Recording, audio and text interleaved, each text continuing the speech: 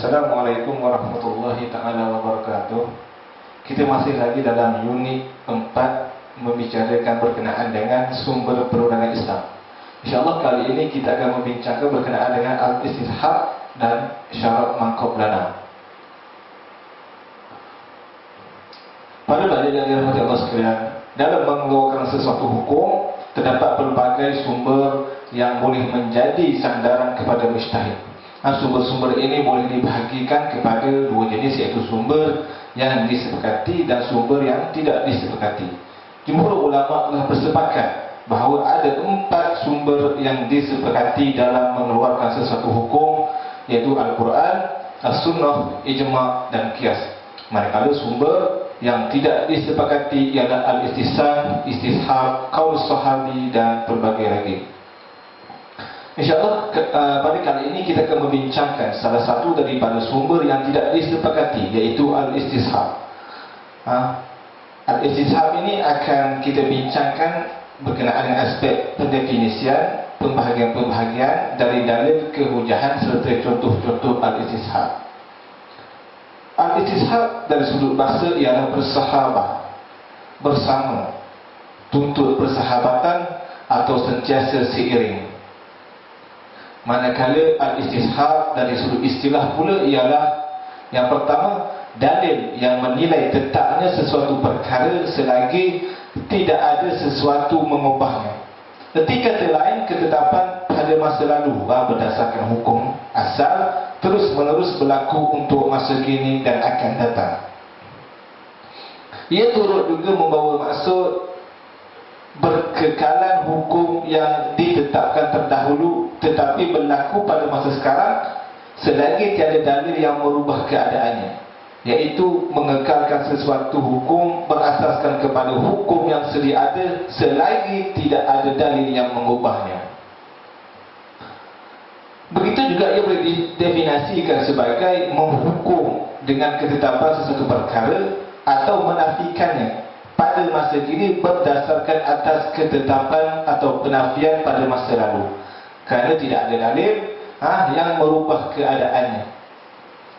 Pengertian al-istishab yang lain ialah sesuatu keputusan yang dibuat oleh ulama mujtahid dalam sesuatu perkara yang telah dikaji daripada Al-Quran dan As-Sunnah, setelah mereka tidak menemui sesuatu dalil pun yang boleh mengubah hukumnya. Dalam keadaan tersebut, ulama mengekalkan sesuatu hukum itu dengan berasaskan hukum yang telah sedia ada, kerana tiada sebarang dalil pun yang dapat mengubah hukum tersebut. Pada balik yang dirahmati Allah sekalian, istishab dapat dibahagikan kepada 5, iaitu istishab al-hukum al-asli lil asya'. Yang kedua, istishab al-adam al-asli atau al-bara'ah al-asliyah. Yang ketiga, istishab al-wasf al-musabbit lil hukum asy-syar'i hatta yathbit khilafihi. Yang keempat, istishab ma dalla al-'aqd wa syar' ala thubutihi wa istimrarihi. Dan yang kelima, istishab hukum ijma' fi mahallin niza'. Yang pertama, istishab al-hukum al-asli lil asya'. Al-istishab bahagian ini membawa maksud pada asalnya sesuatu itu adalah harus ketika tiada dalil yang menyalahinya. Apabila perkara itu memberi manfaat, dan haram apabila sesuatu perkara itu mendatangkan kemudaratan. Antara dalil yang menunjukkan bahawa hukum asal iaitu harus pada perkara-perkara yang membawa manfaat ialah firman Allah Ta'ala, huwallazi khalaqa lakum ma fil ardi jami'a. Maksudnya dialah Allah yang menjadikan untuk kamu segala yang ada di bumi. Seterusnya firman Allah Ta'ala, wa sakhkhara lakum ma fis samawati wa ma fil ardi jami'an wa ma fil ardi jami'an min inna fi dzalika laayatin liqaumin yatafakkarun. Maksudnya, dan ia memudahkan untuk faedah dan kegunaan kamu segala yang ada di langit dan yang ada di bumi sebagai rahmat pemberian daripadanya. Sesungguhnya semua itu mengandungi tanda-tanda yang membuktikan kemurahan dan kekuasaannya bagi kaum yang memikirkannya dengan teliti. Daripada kedua-dua ayat tersebut dapat dipahami bahawa segala yang ada di bumi adalah untuk manusia dan ia diharuskan untuk mereka. Sekiranya perkara tersebut diharamkan ke atas mereka, tentunya Allah tidak menjadikan untuk manusia. Selain itu, antara dalil yang menunjukkan bahawa asal pada perkara yang memudaratkan dan tidak dijelaskan oleh syarak hukum yang tertentu mengenainya adalah haram, seperti hadis yang diriwayatkan oleh Abu Sa'id Al-Khudri daripada Rasulullah SAW dan dikeluarkan oleh Darqutni, Al-Baihaqi dan Hakim, bahawa Rasulullah SAW yang bersabda, yang bermaksud tidak mudarat dan tidak memudaratkan, la darara wa la dirara. Melalui hadis ini dapat difahami bahawa hadis ini merupakan larangan kepada setiap perkara yang membawa kemudaratan, sama ada jiwa maupun orang lain, kerana setiap yang membawa kemudaratan maka hukumnya adalah haram. Yang kedua, istishab al-adam al-asli awil bara'ah al-asliyah. Al-istishab bahagian ini membawa maksud berterusan ataupun berkekalan. Al-istishab ini juga didefinisikan sebagai pada asalnya seseorang adalah terlepas daripada bebanan dan kewajipan syarak, sehinggalah terdapat dalil atau bukti yang menunjukkan untuk memikul tanggungjawab tersebut.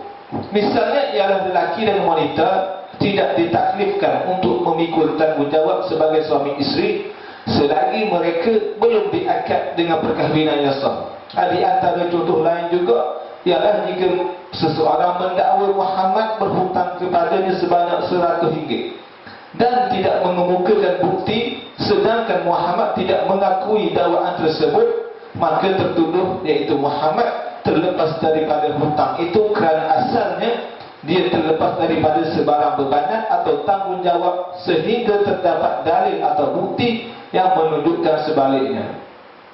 Yang ketiga, istishab al-wasf al-musabbit lil hukmi asy-syar'i hatta yathbut khilafihi.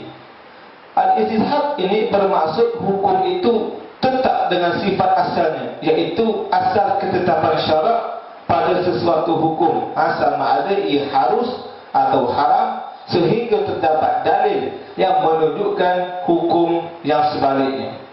Antara contohnya ialah air pada asalnya adalah bersih dan dihukum bersih dan suci kecuali terdapat tanda-tanda yang menunjukkan air tersebut dikotori najis, seperti berubah bau, warna ataupun rasa. Contoh lain ialah asal semua makanan di bumi adalah halal, tetapi apabila datang ayat Al-Quran yang menegahnya dan mengecualikannya, maka terdapat makanan yang halal dan haram untuk dimakan. Contoh al-istishab ini juga ialah sifat suci adalah berkekalan, kerana suci apabila sabit maka diharuskan untuk mengerjakan sembahyang, dan hukum suci tersebut terus kekal sehinggalah sabit sebaliknya, iaitu berlaku salah satu daripada perkara-perkara yang membatalkan wudu. Yang keempat, istishab ma dalla al-aql wa syar' ala thubutihi wa istimrarihi. Al-istishab ini membawa maksud sesuatu ketetapan hukum berlaku menurut syarak dan akal tentang sabitnya dan berkekalannya. Erti kata lain, al-istishab dalam pembahagian yang keempat ini diakui ada kaitannya dengan syarak dan akal. Antara contohnya ialah hukum halalnya perhubungan lelaki dengan perempuan adalah disebabkan perkahwinan, sehingga terdapat dalil yang menunjukkan haramnya perhubungan mereka, seperti melalui perceraian ataupun fasakh. Contoh lain bagi al-istishab ini ialah punya hak milik apabila terdapat sebab yang mewujudkan demikian, maka ia sabit sehinggalah terdapat perkara yang menghilangkannya, iaitu apabila sabit milik sesuatu bagi seseorang dengan mana-mana sebabnya seperti jual beli atau pusaka, maka milik itu berterusan walaupun beberapa lama tempohnya, sehingga terdapat dalil yang menunjukkan ternafinya kerana sebab yang baru timbul. Dan yang kelima, istishab hukmul ijma'i fi mahallin an-niza'. Al-istishab ini bermaksud hukum yang disabitkan melalui ijma' pada tempat yang diperselisihkan di kalangan ulama. Di antara contohnya ialah para ulama telah berijma' bahawa sah sembahyang seseorang yang bertayamum apabila ia melihat air selepas memulakan sembahyang ataupun selepas selesai sembahyang. Namun telah wujud perselisihan di kalangan ulama, adakah sah atau tidak sembahyang seseorang itu apabila melihat air ketika dalam sembahyangnya. Menurut pendapat Imam Syafi'i dan Imam Malik, keadaan yang sebegitu tidak membatalkan sembahyangnya kerana ijma' menetapkan sah sembahyang sebelum menemui air. Justru hukum sah itu akan berterusan berdasarkan ijma' sehingga ada dalil yang menunjukkan sembahyang seseorang itu menjadi batal apabila melihat air ketika sembahyang. Menurut pendapat Imam Abu Hanifah dan Imam Ahmad pula, sembahyang seseorang itu menjadi batal dalam keadaan tersebut. Hal ini kerana mereka mengatakan bahawa ijma' mengenai sah sembahyang sebelum melihat atau menemui air hanya terpakai dalam keadaan ketiadaan air, bukan ketika dalam keadaan ada air. Sidang pelajar yang dirahmati Allah sekalian, ulama bersepakat bahawa wajib beramal dengan al-istishab bahagian pertama, iaitu hukum asal, iaitu harus berterusan selagi tiada dalil yang menyalahinya. Walau bagaimanapun yang diperselisihkan oleh ulama ialah 4 bahagian terakhir. Secara ringkasnya perselisihan itu kita boleh bahagikan kepada 3 mazhab. Mazhab yang pertama, pendapat majoriti ulama, mazhab Maliki, Syafi'i, Hambali dan sebahagian kecil ulama Hanafi. Mereka mengatakan al-istishab sebagai hujah, sama ada pada nafi atau isbat.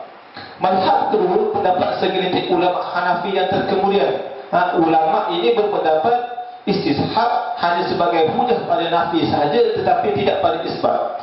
Contohnya dihukum lepas daripada taklif, sehingga ada dalil yang menunjukkan ditaklifkan.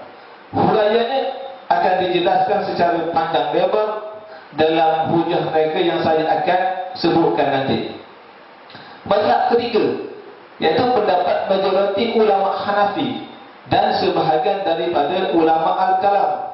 Mereka berpendapat al-istishab tidak dianggap sebagai hujah sama sekali. Ulama ketiga-tiga mazhab tersebut membawa hujah mereka. Yang pertamanya hujah mazhab pertama. Apakah hujah mazhab pertama? Ulama dari kalangan Asy-Syafi'i, Hambali dan Zahiri berpendapat bahawa istishab adalah hujah secara mutlak bagi menetapkan hukum yang telah ada sehingga ada dalil yang mengubahnya.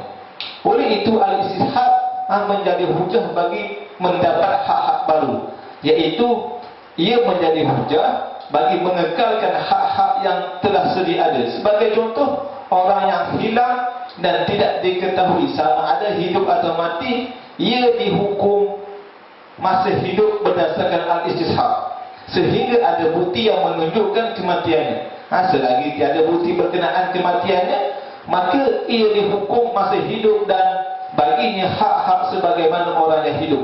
Seperti ia berhak mendapat harta pusaka dari harta peninggalan pewarisannya yang telah mati, berhak ke atas wasiat dan berhak terhadap harta yang diwakafkan kepadanya. Selain itu, dikekalkan harta yang berada dalam miliknya dan tidak boleh diambil oleh pewarisnya sebagai pusaka. Bukan itu sahaja, malahan jika dia sudah berkahwin, maka isterinya tidak harus berkahwin dengan lelaki lain selagi tiada dalil kematiannya ataupun dihukum oleh kadi sebagai seorang yang telah mati. Hak mazhab seperti itu dikekalkan berdasarkan al-istishab. Pendirian bagi mazhab ini tentang kehujahan al-istishab secara mutlak adalah yang pertama berdasarkan firman Allah Subhanahu wa taala, "Qul la ajidu fima uhiya ilayya muharraman 'ala ta'imin yat'amuhu" ila akhir ayat. Ayat bermaksud, katakanlah wahai Muhammad, aku tidak dapati dalam apa yang telah diwahyukan kepadaku sesuatu yang diharamkan bagi orang yang hendak memakainya, melainkan kalau benda itu bangkai atau darah yang mengalir atau daging babi. Kerana sesungguhnya ia adalah kotor atau sesuatu yang dilakukan secara fasik, iaitu binatang yang disembelih atas nama yang lain dari Allah. Kemudian sesiapa yang terpaksa memakainya kerana darurat sedang ia tidak mengingininya dan tidak melampaui batas, maka sesungguhnya Tuhanmu Maha Pengampun lagi Maha Mengasihani. Berdasarkan ayat tersebut, makanan yang diharamkan oleh Allah ialah bangkai, darah yang mengalir atau daging babi. Hal ini membuktikan bahawa selain daripada perkara-perkara yang tersebut pada ayat di atas adalah kekal, halus dan tidak diharapkan oleh Allah. Jadi hukum itu kekal sehingga ada dalil yang menjadikan hukum itu berubah kepada yang sebaliknya. Dan inilah al-istishab. Yang kedua, selain itu mereka juga berhujah berdasarkan hadis. Antaranya hadis riwayat Abbad bin Tamim daripada bapa saudaranya baginda Nabi Muhammad SAW bersabda, yang bermaksud janganlah sesekali ia berhenti daripada sembahyang sehinggalah ia mendengar suara atau mencium bau. Hadis ini bermaksud ketika seseorang dalam keadaan syar, sama ada wudunya batal ataupun tidak, Nabi mengatakan bahawa wudunya itu boleh diteruskan sehingga dia mendengar bunyi atau mencium bau. Hal ini bermaksud hukum wudu itu akan kekal sah dan berterusan sehingga terdapat sesuatu yang mengubah hukum tersebut, seperti mendengar bau atau mencium bau. Dan inilah al-istishab. Yang ketiga, mereka juga berhujah dengan ijma' ulama. Sebagai contoh, seseorang yang menunaikan solat maghrib kemudian ragu-ragu akan wudunya sama ada masih kekal ataupun terbatal untuk meneruskan sembahyang isyak. Dalam keadaan ini dia dikira berwudu kerana dia sembahyang maghrib dalam keadaan berwudu dan merupakan satu keyakinan. Justru itu sekiranya al-istishab al-asl atau kembali pada asal tidak ada dalam masalah tersebut, sudah tentu tidak harus sembahyang isyak dan tentunya bercanggah dengan ijma'. Selain itu, mereka juga berpendapat bahawa fitrah manusia menghukum sesuatu dengan panduan yang telah lepas selagi tidak ada tanda-tanda yang menunjukkan berubah atau telah diubah. Sebagai contoh, seseorang sebelum kehilangannya masih hidup, maka selama ketidakadanya atau kehilangannya dia dikira masih hidup kecuali ada berita yang menyatakan bahawa dia telah meninggal dunia. Terdapat juga hadis lain yang digunakan untuk menguatkan hujah pendapat mazhab ini, iaitu hadis daripada Abu Sa'id Al-Khudri yang bermaksud apabila seseorang kamu syak dan dalam solatnya tidak mengetahui berapa rakaat dia sudah solat, 3 atau 4, hendaklah dibuang syak dan hendaklah membina atas apa yang dia yakini. Kemudian sujud 2 kali sebelum memberi salam. Berdasarkan hadis ini, Nabi menyuruh sesiapa yang merasa ragu atau syak pada bilangan rakaat supaya membuang perasaan ragu tersebut dan memilih rakaat yang paling sedikit kerana ia telah diyakini. Oleh itu bilangan rakaat itu akan kekal dengan mengambil yang lebih sedikit bilangannya sehingga terdapat dalil lain yang mengubah kepada yang sebaliknya, dan ini adalah istishab. Manakala hujah mazhab kedua, kebanyakannya para ulama mutaakhir daripada mazhab Hanafi menetapkan bahawa al-istishab menjadi hujah bagi penolakan, bukan bersifat bagi penetapan suatu hukum baru. Dan seperti kata lain, al-istishab adalah menjadi hujah untuk mempertahankan hak-hak yang sedia ada dan tidak menjadi hujah untuk menerima masuk hak-hak yang baru. yakni menolak akibat hukum-hukum yang timbul dari ketetapan yang berlawanan dengan ketetapan yang telah ada. Sebagai contoh, orang yang hilang dihukum masih hidup berdasarkan al-istishab, justru itu dikekalkan segala haknya yang wujud sebelum dia hilang.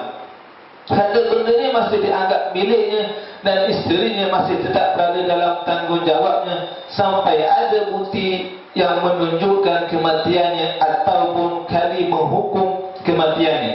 Namun ia tidak berhak mendapat hak-hak yang baru selama dalam masa gaibnya, dan dia juga tidak berhak mewarisi harta peninggalan ahli warisnya yang telah meninggal dunia. Kerana hidupnya orang yang hilang itu ditetapkan berdasarkan anggapan hukum, bukan hidup yang hakiki. Oleh itu dia hanya dapat mempertahankan hak dirinya, tetapi tidak layak untuk mendapat hak dari orang lain. Kerana al-istishab di sisi mereka tidak layak menjadi hujah bagi penetapan hak-hak baru. Orang yang hilang di sisi mereka adalah hidup pada hak dirinya dan mati pada hak orang lain.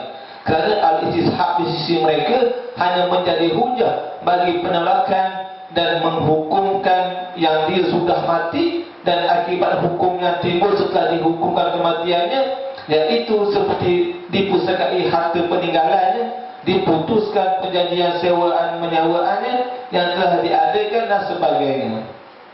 Mereka berhujah bahawa dalil yang menunjukkan wujud hukum pada masa lepas tidaklah menunjukkan hukum itu berkekalan dengan dalil tersebut. Kerana istishab menjadi hujah bagi penolakan sahaja. Dalam arti kata lain, mereka menyatakan bahawa al-istishab sebagai hujah pada nafi sahaja.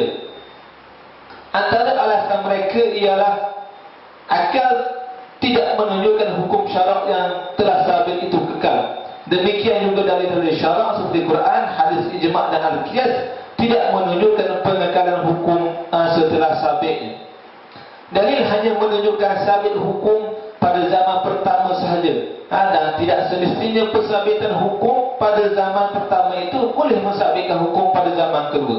Oleh itu kewujudan hukum masa dahulu tidak semestinya menyebabkan hukum itu terus kekal dipakai pada masa yang akan datang. Yang ketiga, sesuatu hukum itu perlu kepada dalil sejak dari mula lagi. Begitu juga hukum untuk berkekalan perlu juga pada dalil. Namun adalah tidak memadai dalil yang menunjukkan hukum yang tetap itu membawa hukum yang berpanjangan dan berkekalan. Dan manakala hujah mazhab yang ketiga ialah mereka ini terdiri daripada jumhur ulama Hanafi, dan sebahagiannya daripada ulama al-kalam. Menurut kebanyakan ulama mutakallimin, mereka menafikan al-istishab sebagai hujah secara mutlak. Hal ini kerana mereka berpendapat bahawa wujud sesuatu hukum tertentu pada masa yang lepas tidak semestinya kewujudan hukum itu berkekalan pada masa yang akan datang. Justru itu menetapkannya dengan berkekalan adalah suatu hukum yang tidak berasaskan dan tanpa dalil. Selain itu, mereka berpendapat bahawa dalam perundangan Islam, keterangan orang yang mendakwa adalah diutamakan daripada penafian orang yang didakwa. Justru itu seandainya al-istishab menjadi hujah, sudah tentu penafian orang yang didakwa lebih diutamakan berdasarkan istishab al-asliyah. Ia menunjukkan bahawa al-istishab tidak boleh diamalkan secara lebih jelas. Dan mereka berhujah bahawa yang pertama, bersuci halal dan haram adalah hukum syarak. Oleh itu tidak sabit kecuali melalui dalil yang ditegakkan daripada syarak. Dari dalil syarak yang disepakati ulama hanya terbatas kepada Al-Quran, hadis ijma' dan qiyas. Manakala al-istishab tidak termasuk dalam kategori tersebut, justru itu tidak harus berhujah dengannya mengenai hukum syarak. Secara ringkasnya, daripada ketiga-tiga alasan mazhab tersebut, dapat difahami bahawa al-istishab menjadikan hukum sedia ada, tetap dan terus digunakan sampai sekarang, sehingga ada dalil atau bukti yang nyata untuk mengubah hukum yang dipakai itu. Dalam masalah hukum yang telah sabit secara pasti melalui dalil-dalil qat'i, ia tidak termasuk dalam ta'rif al-istishab, kerana hukum itu tidak akan berubah selama-lamanya.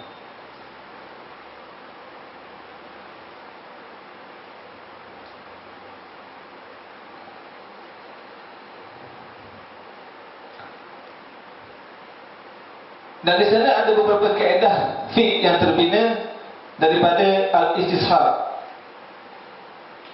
Yang pertamanya al-aslul baqa' ma kana ala ma kana.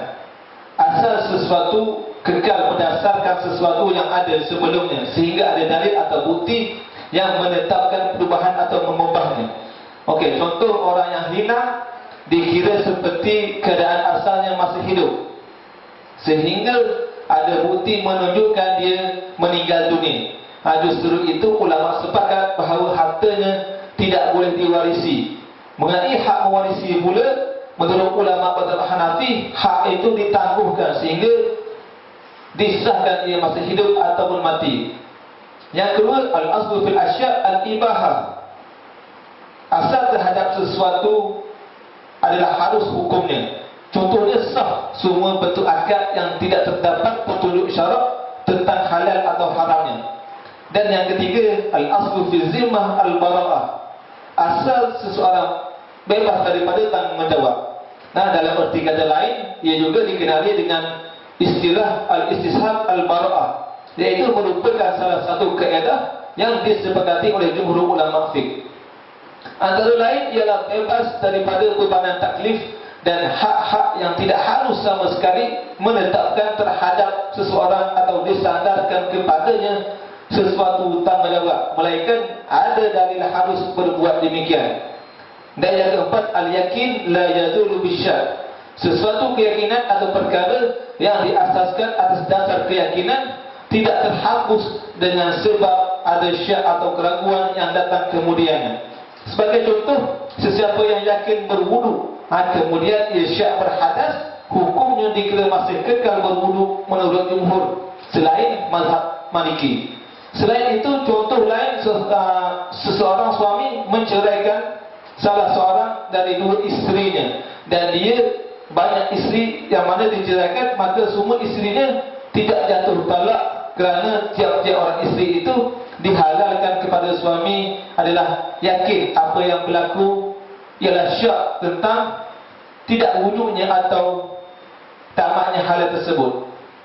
Namun mengikut mazhab Maliki, jatuh talak atas kedua isterinya kerana tidak dapat menentukan yang mana satu dari isterinya itu.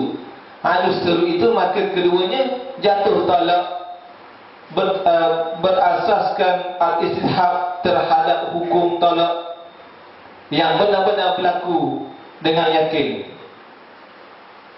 Kesimpulannya, secara tuntasnya al-istishab tetap menjadi sandaran kepada kebanyakan mujtahid, dan ia diguna pakai sebagai sumber hukum apabila tidak ditemui dari lain.